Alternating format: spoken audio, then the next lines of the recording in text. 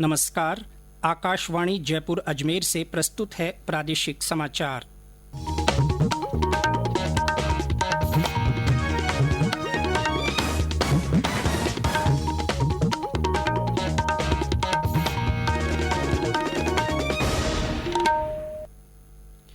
समाचारों के साथ मैं जितेंद्र सिंह पूनिया। भारत चीन तनाव के बीच सेना का मनोबल बढ़ाने के लिए प्रधानमंत्री नरेंद्र मोदी आज लेह के निमू पहुंचे। उनके साथ सीडीएस जनरल बिपिन रावत और सेनाध्यक्ष मनोज मुकुंद नरवणे भी मौजूद थे।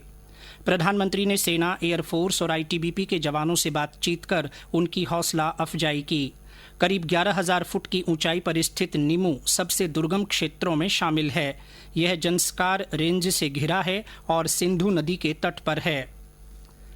प्रदेश में कोरोना संक्रमित 18,785 मरीजों में से 15,043 इलाज के बाद स्वस्थ हो चुके हैं। इनमें से 14,730 लोगों को अस्पतालों से छुट्टी मिल गई है। स्वास्थ्य विभाग के अनुसार राज्य में कोरोना संक्रमित मरीजों के ठीक होने की दर 80% से ज्यादा हो गई है। राज्य में आज 123 नए संक्रमित मामले सामने आए हैं। इनमें सबसे ज्यादा सीकर में 23 रोगी मिले हैं। इसके अलावा जयपुर में 21, कोटा में 20, दौसा में 17, उदयपुर में 9, बीकानेर में 8, हनुमानगढ़ और राजसमंद में 6, अजमेर में 4, बाड़मेर और झुंझुनू में 2 और अलवर, भीलवाड़ा, नागौर, सवाईमाधोपुर तथा टोंक में 1 संक्रमित मिला है। राज्य में आज 5 और संक्रमितों की मौत होने के साथ ही इनकी संख्या 435 हो गई है। प्रदेश में कोरोना के प्रति लोगों को जागरूक करने के लिए चलाए जा रहे अभियान के तहत विभिन्न जिलों में कई गतिविधियां संचालित की जा रही हैं। इसके तहत प्रतापगढ़ जिले में रंगोली बनाकर लोगों को कोरोना से बचाव का संदेश दिया गया। उदयपुर से हमारे संवाददाता ने बताया कि जिला मुख्यालय पर कोरोना जागरूकता प्रदर्शनी का आयोजन किया जा रहा है। केंद्रीय औषध मानक नियंत्रण संगठन ने कोविड-19 वैक्सीन की संभावना के लिए जॉयडस कैडिला को मनुष्य पर 2 चरणों में क्लिनिकल परीक्षण की अनुमति दी है। ये भारत बायोटेक की कोवैक्सीन के बाद दूसरी संभावित वैक्सीन है जिसे मनुष्य पर क्लिनिकल परीक्षण की मंजूरी मिली है। जॉयडस वैक्सीन जाइकोव-डी को भारत में विकसित किया गया है। प्री क्लिनिकल चरण पूरा होने के बाद अहमदाबाद में कंपनी के वैक्सीन प्रौद्योगिकी केंद्र में ये वैक्सीन विकसित की गई है। कंपनी के बयान में कहा गया है कि पशुओं पर अध्ययन में इस वैक्सीन को रोग प्रतिरोधी प्रणाली में प्रभावशाली पाया गया। केंद्र सरकार ने कहा है कि लॉकडाउन के दौरान जल जीवन मिशन के अंतर्गत देश भर के गांवों में पाइप के जरिए पानी पहुंचाने के लिए 19 लाख कनेक्शन दिए गए हैं।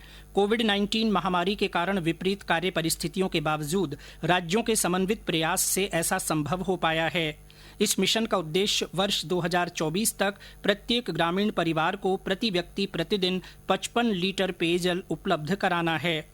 मंत्रालय ने कहा है कि इस मिशन को लागू करने के लिए चालू वर्ष में राज्यों को 8,000 करोड़ रुपए से अधिक की राशि उपलब्ध कराई गई है। राज्य में किसानों को किराए पर खेती संबंधी यंत्र उपलब्ध करवाने के लिए क्रय विक्रय सहकारी समितियों और ग्राम सेवा सहकारी समितियों के माध्यम से 100 कस्टम हायरिंग केंद्रों की स्थापना की जाएगी।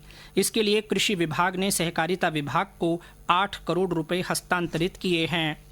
कृषि मंत्री लालचंद कटारिया ने बताया कि राष्ट्रीय कृषि विस्तार और प्रौद्योगिकी मिशन के सब मिशन ऑन एग्रीकल्चर मैकेनाइजेशन के तहत अभिलक्षित गांवों में इन केंद्रों की स्थापना की जाएगी।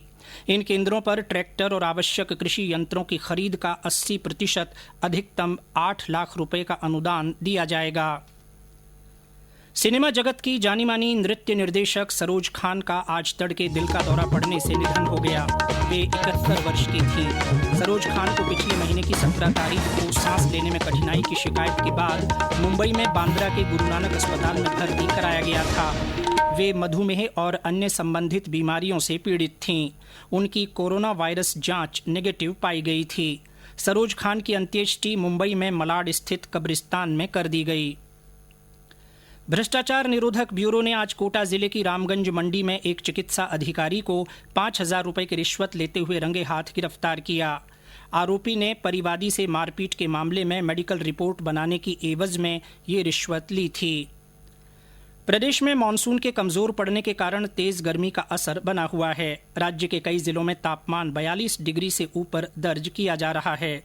मौसम विभाग के अनुसार पिछले 24 घंटों में सबसे ज्यादा तापमान बीकानेर और फलौदी में 44.8 डिग्री सेल्सियस रिकॉर्ड किया गया। इसी के साथ प्रादेशिक समाचार बुलेटिन समाप्त हुआ। हमारा अगला समाचार बुलेटिन राजस्थानी में दोपहर 3 बजे प्रसारित होगा। नमस्कार।